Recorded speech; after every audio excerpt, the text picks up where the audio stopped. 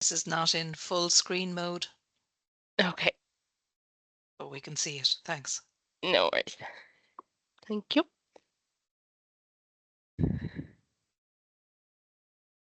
Oh, that's better now for people. Let's see, can I move it? I can, yeah. Perfect. Excellent. Good, good.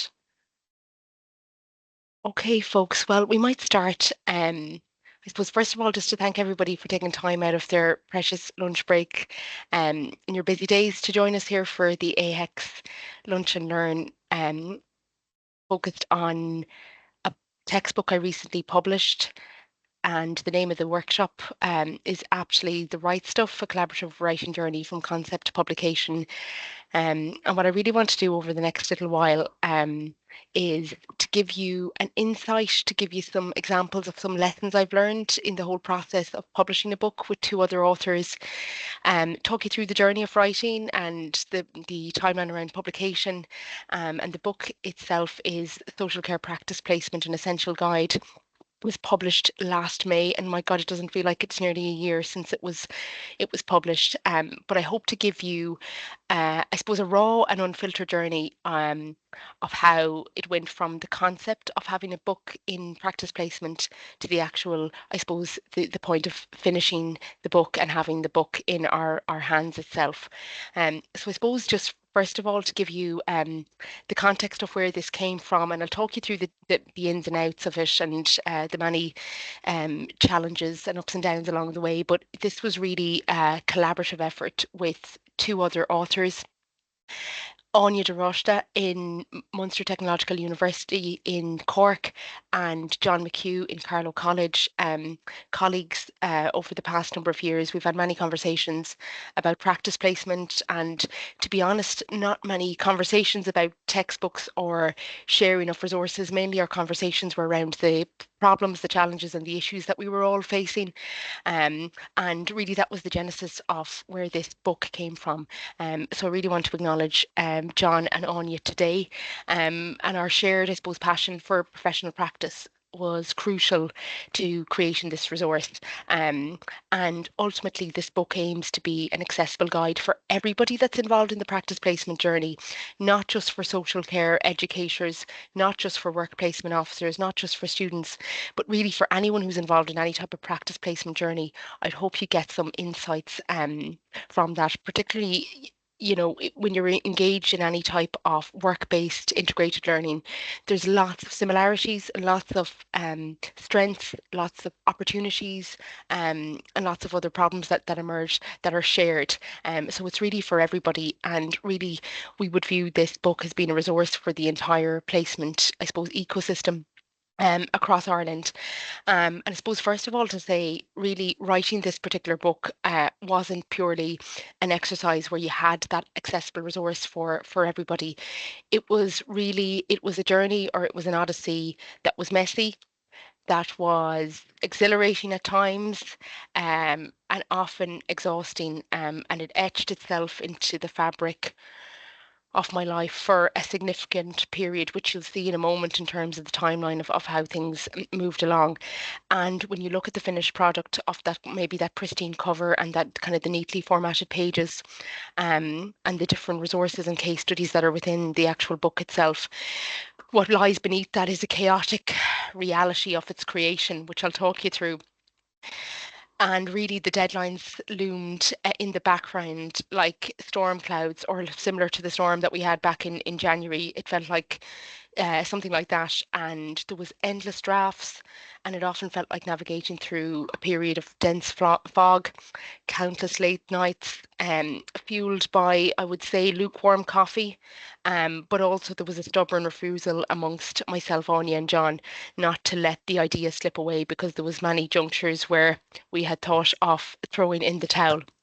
Um, so in terms of kind of the motivation around it, I'll give you really, like I say, the raw journey of the whole experience.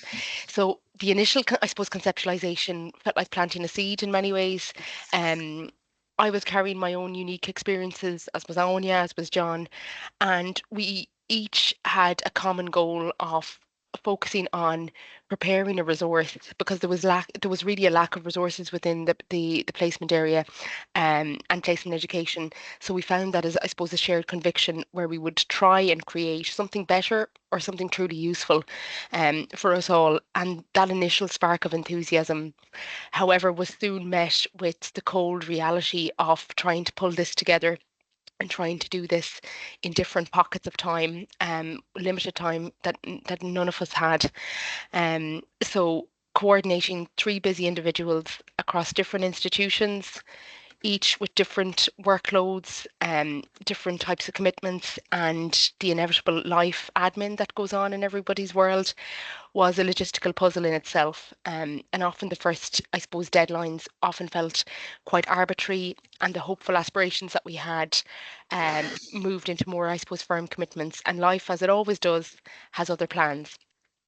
Um, I think the key thing to mention at this point as well is the motivation was linked to our conversations about addressing the practical challenges and complexities. I suppose since we've been through the iteration of the whole journey of writing the book and publishing it, other ideas have percolated and other things have emerged as a result of that. But really, through the entire process, there was that deep personal investment. And this just wasn't a publication for a publication's sake. It really felt at different stages that there was a tangible contribution being made. So every challenge that was overcome, every late night that was endured, every piece of constructive criticism absorbed felt like it was a step closer to realizing the initial vision. Um, and it was a testament really to the perseverance of everybody concerned and the profound satisfaction of bringing something meaningful into the world of practice placement. A couple of things here in terms of motivation as well. The experiences that people bring to a textbook like this, particularly from my own background, just to give people a bit of a context as to how this all emerged. My own journey really progressing from a lecturer to a placement coordinator, while also being an academic placement supervisor, and now my current role as careers and employability manager at THUS has given me a unique vantage point, which did help in terms of revealing that significant gap in resources to adequately equip students preparing for practice placements. But earlier on in my career as a lecturer, I witnessed, I suppose, firsthand, and I'm sure everybody here on the call can understand the anxieties and uncertainties that often plague students as they approach their placement, and particularly their first placement. And really the whole transition from the university in terms of the theoretical foundations of the classroom versus the complex reality of placement, of practice, of professionalism is very daunting for students. And that hasn't changed. If anything, that's increasing with students. And I suppose one key learning point that came up for me with students was often they felt ill prepared for the emotional intensity of a placement. They were often faced with ethical dilemmas in some situations, and often the practical demands of work, of getting themselves to work, being able to perform at work, and do the best that they could and what they would encounter. They often felt really ill prepared around that. And I really felt there was a more of I suppose, a palpable need really for a more practical and accessible guide to demystify that whole process. Um, Again, in my subsequent role as placement coordinator, that further illuminated the gap for me. I became really acutely aware of the logistical complexities involved in organising and supporting students with placements, particularly for large cohorts of students across diverse settings in different areas. And even ourselves here in TUS and Careers and Employability, you field countless queries from students grappling with issues from their understanding of what's my role on placement to their what responsibilities or duties do I have to other things such as how do I manage the organizational dynamics, how do I manage politics within the workplace, and even managing challenging, we'll say, service user interactions as well. So it became really evident that something had to be developed to I suppose, tailor a guide to the nuances of the Irish context, but also the nuances of professional practice as well. Um, other, I suppose, aspects of this in terms of, and I know we spent a lot of time around the motivation, but if you get to understand the motivation, you'll see how all the other aspects of the project actually came to fruition then. But even working directly with students during placements, you witness their growth, you witness their development firsthand, but also you observe the recurring issues that they face. And often it's a lack of confidence that they have in terms of applying their theoretical knowledge into practice, the struggles that they have with reflective practice, and it's something that's in the book as well, and often just difficulties in terms of articulating their learning. So that really reinforced to me, okay, we need to do something around a student-centered guide that provides those practical tools and frameworks in the one place, in the one textbook that they can look at to support their learning and to foster those development of those professional skills. Um, Also, I suppose just to finally on this particular slide around the role that I have now in terms of careers and employability, really my perspective has broadened to encompass, I suppose, a longer term career development trajectory for our graduates, and the success of students during their placements is a real critical predictor for their future employability. And I think sometimes not enough attention or acknowledgement is given to that. So how successful a student can be on a placement, so critical as to how they thrive in the future to be competent and even ethical professionals. And a well prepared or well supported student is more likely to have a positive placement experience. So it links back to what everybody here is trying to do in terms of preparing students as best that they can. But also you're ensuring that they have a smoother transition into the workforce, they have enhanced skills, and really you're establishing early career success with all of that. Um, I'm just going to move on now for a second. So, knowing the context, I know I've gone into a lot of detail there in terms of where I was coming from with my own perspective, but hopefully it'll integrate better over the next couple of slides when you see how the whole book emerged. So, really, in terms of the publication journey, to say straight off, to be naive going into this journey, I was certainly naive in terms of how you go from having your bits of paper and your various different drafts to having the actual published book. A couple of things to be aware of in terms of the process of selecting a publisher, and we went with Baru Press in the end, where we were keen to keep something quite local or something regional. And that was a critical point for us, but it was the turning point in terms of keeping us to deadline, keeping us to timeline with the various different chapters and the final proofs. We needed a publisher who would be flexible but would work with us and give us the timelines that we needed. But the key parts of the publication journey for me, when I reflect on the whole process, was the whole peer review process of working with two other authors and going back and over in terms of their valid feedback and their support and motivating each other as we went along. The editing and design stages, and I know I have another slide on this in terms of how long that takes, and how sometimes you can things can be very straightforward, but in reality it's not, and you kind of ruminate on things for a period of time. But I really feel there's a lot of challenges and rewards with the overall publication process. And I'll talk you through how long it took us to get to the point here. So in terms of the overall timeline itself, you can see there we had the initial idea and conversation back in May 22. So a total really of 2 years to get it to publication. And when I talk about initial ideas and conversations, that was the actual, I suppose, the seed was planted at that point in terms of maybe we should do this. The next part was developing the proposal or the abstract or even the title. And to be fair, developing the proposal abstract and title took significantly longer than we imagined, because we all had to be, I suppose, happy and content with the proposal and the abstract itself, and also actually to outline um, the book, what we'd like to have in it to be realistic, and to ensure that it was relevant as well. So it took us a couple of months to do that. So we'll say from the October to November of 2022, I mentioned the chapter layout, and there was a series of revisions with the chapter layout itself. And I'll talk you through a bit of that now in the next couple of slides. But meeting the publisher and having the contract that took place over October to November 2022. And we really gave ourselves a whole year. I know the publisher was not happy with that. We should have had it done way before that, but it actually took a whole year to write the chapters. And when I mean write the chapters, even at that particular stage in December 2023, there was revisions afterwards, but it was actually having all of the individual chapters wrote and having a kind of a draft of the book itself.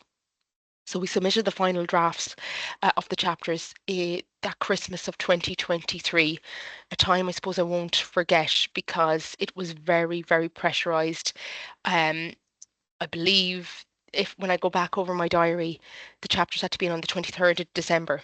So the few days of the week before was intense, to say the least. And anybody who's involved with placement at that time of the year knows how stressful it can be, particularly if you students going out in January and all the other things that kind of emerge as a result of that. So the final chapters went in December, and it was a very tight timeline because of the copywriting that had to happen, and the copywriter took over.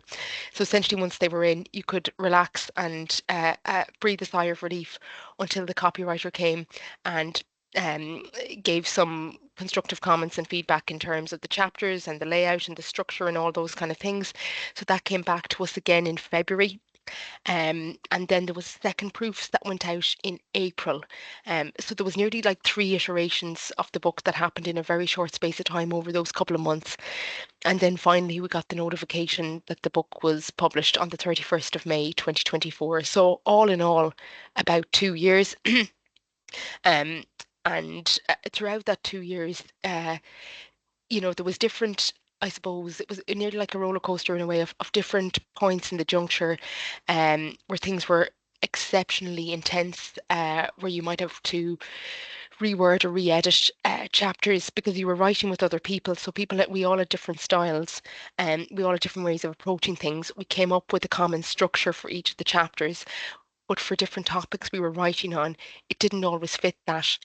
Um, and we were really, I suppose, in depth with everyone else's chapters and writing and helping each other out. So um, there was a lot of learning with that in terms of how the dynamics of that came together and how we could best support each other with that.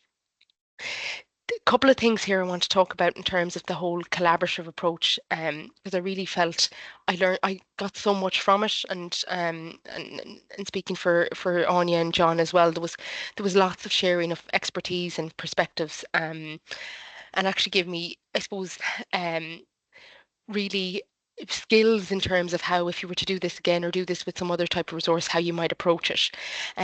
But all through the whole process, we did draw on our own collective experience. We worked together with the anxieties and the uncertainties of the book itself. And really, the other thing I'll say is the changes and the editing felt like a constant process of deconstruction and rebuilding. And what seemed brilliant one day for us would often feel clunky or convoluted the next time we would meet. So the tracking of changes became a landscape of, we'll say, crossed out words, rephrased sentences, entire paragraphs shifted around like tectonic plates. And the feedback amongst the three of us was invaluable, and also a kind of a critical lens that forced me to look at my own writing with fresh eyes. And proofreading was a key part of it. The iterative and I suppose the time-consuming process of having to draft, review, and refine. It often felt like a painstaking act of meticulous surgery. So you'd be reading the same sentences for the 100th time, searching for the elusive typos or grammatical errors that had somehow managed to evade previous scrutiny, and you'd be surprised even towards the end that there was stuff that all of us had missed. So it was a test of patience, a reminder that even in the final stages, absolute precision was paramount. And going back to the input from the copywriter as well, again, that was kind of a new frontier for us all in terms of there was a different type of critique that came from that. It was focused on the flow of the book, the consistency of tone, making sure the language that we were using was accessible and engaging for obviously our diverse audience, but also it was a very humbling experience to have someone else dissect your carefully crafted sentences, pointing out inconsistencies or areas where the message could be more clearer or more impactful. So their expertise was critical in terms of transforming a collection of different types of academic writing styles into a cohesive and readable book.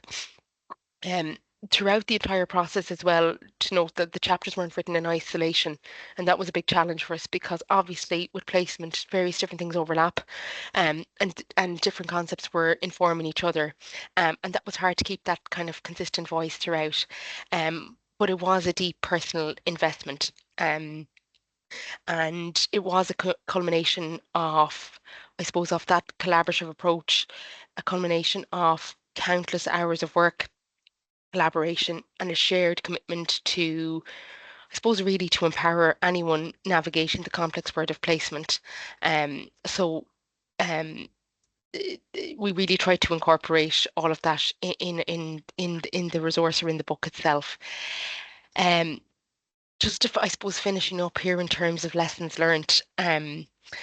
I've highlighted maybe four or five things, and I know I've mentioned this earlier on at the start, but it's really hard to dissect different aspects of it. And sometimes, if you were to ask me about it and sum it up in a couple of sentences, I'd say the whole thing was a blur in many ways.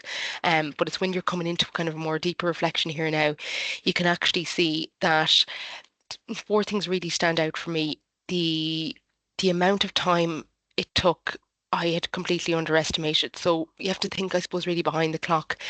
It was a significant undertaking, and it was largely accomplished outside of the working day, mainly night times and weekends. It was always in my mind. Even after you'd finish a draft chapter, you might still be unhappy with it. You'd be thinking about it when you're driving or doing other things. You'd be making little notes to yourself. So it really was a significant undertaking.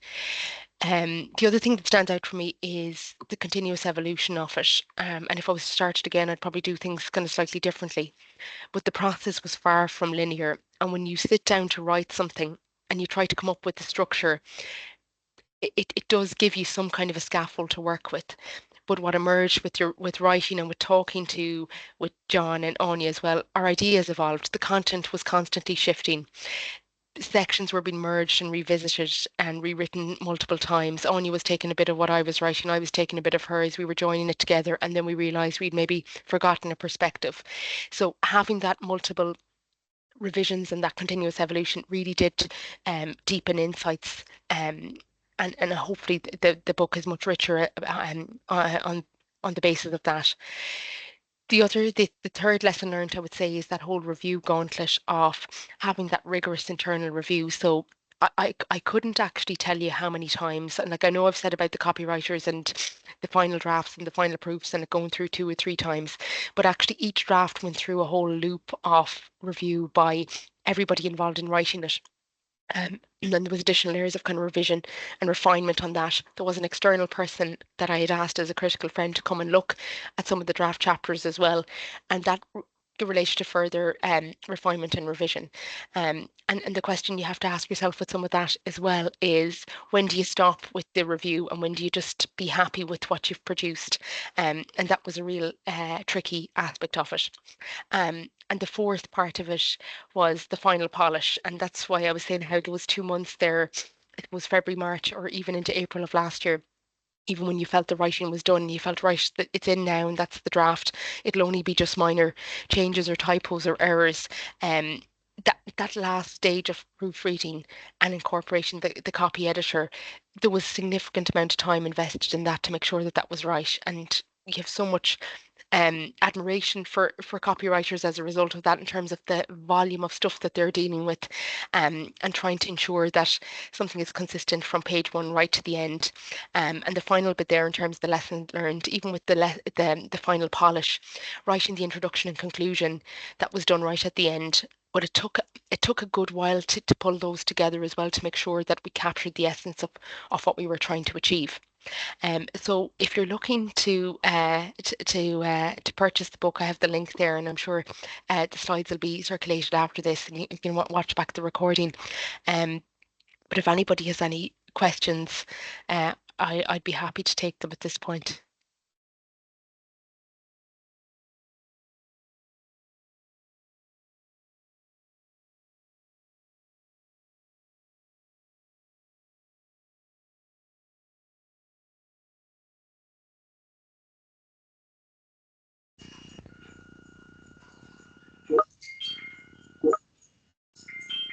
Oh, Paula, I see your hand up there. Yeah, work away. Hi, listen, excuse me, that was absolutely wonderful. Thank you very much indeed. And it sharpens the mind as to it. You know, you pick up a book and you read it, you don't see all the effort that goes into the background. So thank you very much, and congratulations indeed on publishing.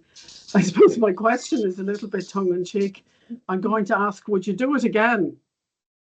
That's a very good question, Paula. If you had asked me that after, it would say this time last year, I'd say no, never again. Because I think with time, you forget different things. But I probably would, um, knowing what I know now. Yeah. Um, but I wouldn't for another year or two. I think it's still it's still quite raw at this point. Yeah. Okay. Well, thank you very Yeah. much, and congratulations. Huge congratulations, Aoife. It's wonderful. Thanks, Paula. Thanks a million.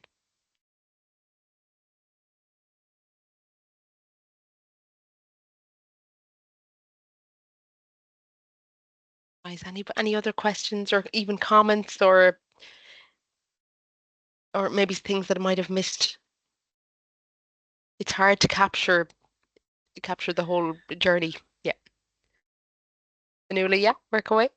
Yeah, I thank you, Aoife. That was an absolutely amazing summary of what you have gone through. Very honest and reflective.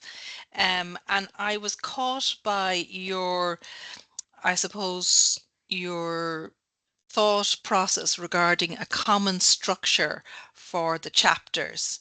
I wonder, is it possible to kind of clarify what you meant by that? Yeah, so when I mean a common structure, it was having, it will say a certain amount of case studies, examples per chapter, and obviously your introduction, the key headings or the key topics, and a conclusion.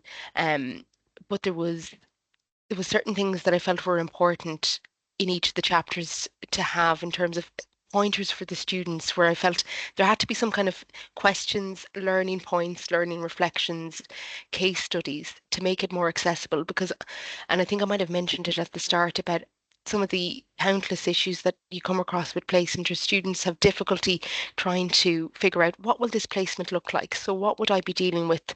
What would happen if someone came to me with a problem or an issue? How would I deal with it? So that's the way we approach the chapters, is looking at it, I suppose, mainly from a student-centered point of view, just to make sure that you could have some kind of a practical resource, because there are books out there and there are resources that focus on a lot of theoretical models, approaches, but often there's an absence of how do you apply this in practice.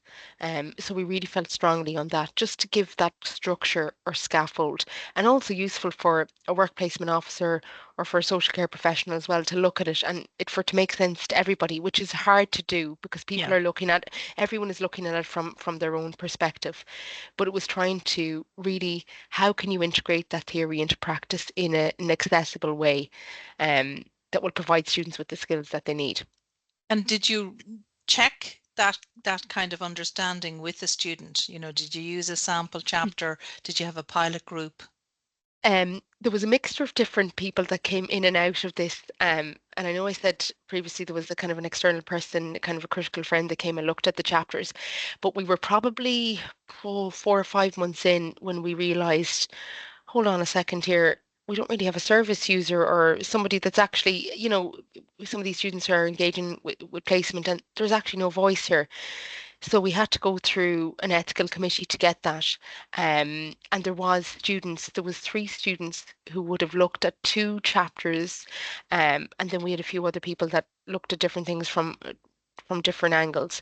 Um, but it would have been useful maybe at the beginning to have had that. So that's another kind of lesson learned of, as you go through it, different things come up and you think, how did you miss that? How did we get this far and not realize that we should have had this voice in there?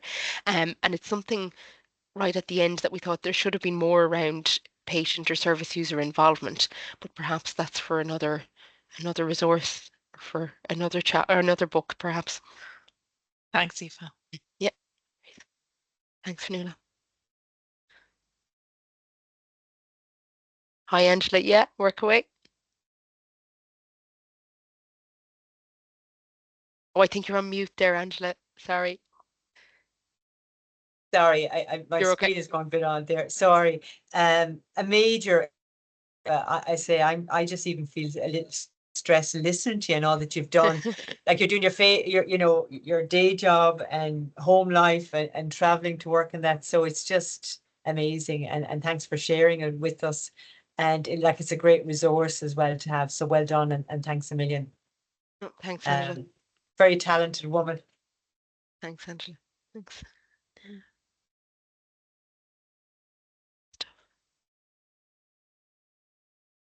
I think we're all in shock here, Aoife, really. Oh, We don't know oh what to God. say. We're giving out about our day job, and you have to take a day and a night job on top of your day job. So don't worry if there's No. no questions. I think we're all trying to listen to what you said there. So thanks. I've just thought of another one. Are Yep. you looking at maybe podcasting from this, or looking at ways to kind of chunk it down into, that makes it more accessible for students rather than a book? No, haven't thought of anything. I think sometimes when because people have came to me over the past while with ideas for different things, and it's kind of like, oh yeah, that's a good idea, but really haven't had time to think about the next steps with it really. The only Yeah. reason I say that, Aoife, is, with Design Your Life, which we follow Yes. here in RCSI, the authors actually did a podcast of their book chapter by chapter. They basically read it, Oh and it yeah. was 6 hours of audio. Okay. And actually, students found it great because they could go backwards and forwards and just hear it. But it was, there would be a few little extra quips, but it really resonated for those audio listeners, that learn by listening.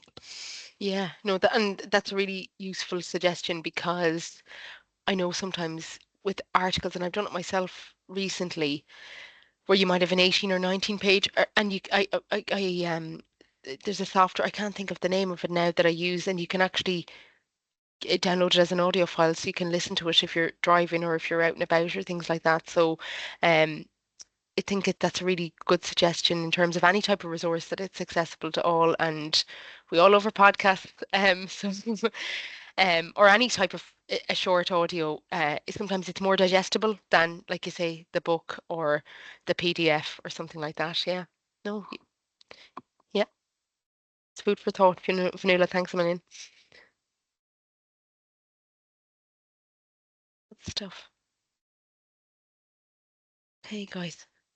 Um, it's available in most libraries as well. If people want to take it from a library or in your own institution, I know it's in a lot of the colleges at the moment. So, if you want to take it, or if you want a chapter or something, just let me know, and I'll be more than happy to send bits and pieces on, because I know some of the chapters that maybe are focused on career development or specifically on placement preparation, and others are maybe focused on more the theoretical aspects. So there's bits and pieces for everybody to share. So contact me if you want me to answer any other questions on it. But I really appreciate people's time today and taking you away from the lovely sunshine. Actually, Aoife, sorry. Hi, Tracy here from SET Waterford. I just had a Tracy. quick question. It occurred to me, through the process of the book and having finished it, and it's kind of semi-settling in your brain, has it had many changes to your own day job? Having to sift through all of that from kind of helicopter out of what you do and take a look at it from other people's perspectives. And has that made much changes to your own practice in TUS? Yeah, no, I would say definitely. And like, I suppose through the whole process of it and looking at it from different perspectives and looking at the placement in terms of the reality of a placement and what students need, I suppose it prompted me to think, or to flip the placement experience and really put yourself in the shoes of a student. Okay. And sometimes with the complexity of placement and what you're trying to achieve, sometimes you do lose sight of that to a certain extent because you're trying to deal with something. And inevitably, yeah, it made me think about that. But I think as time moves on and as time shifts, it's really important to kind of jump back into that again, because we do forget sometimes the complex realities Mm. of placement. Um, so that did make me change my own practice in that way. But also it made me think, and I'm sure everybody here will kind of appreciate this, when you're working with students and preparing them for placement, it does make you think of the wider trajectory of the student and where that placement, like, and I mentioned at the start about career success, and you're preparing them for career success, and that's the outcome, to really look at the placement piece as how well you can do that job and how maybe you can support them after they come back after placement. Mm. But I know the Yeah. resources aren't always there to support them after they come back on placement. And sometimes people maybe feel that there's other roles that kind of support that better. But I think there's a whole area there of how you can harness that, how you can develop them further and ensure they are, we'll say, the best graduates that they can possibly be, and I'm how we kind should, of hearing another book. oh, or maybe for someone else to take on and to kind of harness that, because I do feel that is missing, that whole post placement Yeah. supporting this, but also and everyone, and I'm not going to, everyone here knows about this, I really am such a believer in the formative effects of placement and things that happen as student on placement. You still remember it to this day. Yeah. And it is under recognized and under supported. And if there's a way you can try and showcase that, but showcase your placement agencies as well and the organizations and the excellent work that they're doing, because it is quite invisible. And for a lot of people, it's down to numbers and, get the students a placement. But the reality of it is there's such rich learning, and probably richer learning going on in placement than there is in other modules or in other areas. And I'm speaking to the converted here because everyone here believes in that and everyone has a strong commitment to that. But I Yeah. think maybe there's further resources or other things that could be done to really um, amplify that. And when you were when you forgive me now if you said this and I missed it during your talk about it, but at one point you were talking about the how was it you put it, the reality of a placement for students. So where did you get that? Was that from your own experience of talking to students, or did you get information from employers, or how did you make that? I haven't read the book, so I don't know how detailed you, like, have you gone very granular in that, or have you kind Yeah, of made principles based on it, or how did yeah. you Well, do that piece?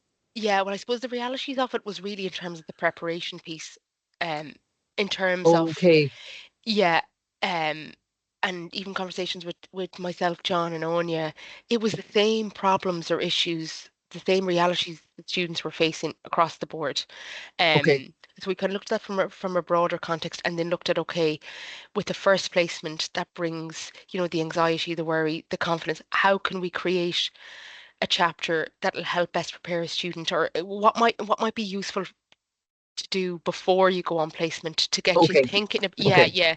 And there was yeah, some, like, I know there was two case studies that were developed as well around just a case study of students who experienced we'll say confidence issues before placement or was uncertain about something, and walked through that whole process with that student of how they managed it and how they were able to succeed on okay, placement. So it was okay, really, yeah, it was kind of that firsthand the major challenges or issues the students would face. yeah, yeah. A lot of them have a wobble when Oh it yeah. becomes realistic. It's all great and it sounds fantastic, and they're looking forward to it, and then it's in front of them, and they're going, "Oh, hang on a I want to minute, do this. Yeah. Yeah. Yeah. Yeah. maybe I don't want to do this." Yeah. Yeah. Or what you mean Okay, have to thanks work very much. every day? Yeah. Or have to work even the acknowledgement of, working 7, 8 hours a day, and the reality of, all right, and you get your lunch break, or that you can't be Yeah, dipping in and out, and yeah, yeah, yeah, those kind of yeah. things. Yeah. Yeah. Thanks. Yeah. Perfect. Well, Tom is there. Hi, Tom. Hi, Aoife, how are you? Good. Good stuff. First of all, congratulations on the book. It sounds like an amazing achievement, and as everyone said, it's hard to believe you managed to juggle so many things and managed to get the book done as well. So fair play to you. Um, my question, I guess, is just around when you were getting the book together, did you gain any insight into kind of the future of work placement, or where how it's evolving, into the future from where it's at now? Um, Again, yeah, really good question, a really valuable one too in terms of the future. Um, and perhaps that's something for exploration in another edition or perhaps in another resource about there was such a focus on preparing what happens on placement, what does it look like, and like what I was saying earlier to Angela, that whole piece around future proofing graduates and how best you can support students afterwards. Yeah, Maybe there's a lot of work that needs to be done as a whole in that particular area. um but I think with the way, I suppose, workplaces are becoming increasingly complex. Um, Maybe students and even ourselves need a bit of guidance around that. And maybe it warrants a discussion as well, just among even AX members about how we can best support students with that. But I think that's a really useful suggestion. But definitely warrants further discussion. yeah, no, I agree, because students face challenges because I suppose it's the fear of the unknown in the first instance when they're going on a work placement, and they want to know how they behave, and Mm, what to do if they're stuck in that, and even the process for, I think, applying for placements is changing slightly too, with LinkedIn becoming more mm, popular, and so so I suppose it's up to us really to kind of stay on top of things and ahead of the game, and have the students prepared for what mm. companies are looking for. Thanks, Perfect. Aoife. Yeah, no, that's great. Listen, thanks a million, Tom. Perfect. Okay, folks. No, that was I really enjoyed those questions. It's good to just get different people's perspectives, and it does generate further ideas and insights. So thanks a million for all your time and investment in today's session. I do appreciate it. So I suppose, Karen, I let everybody, I'll go. But you have my email.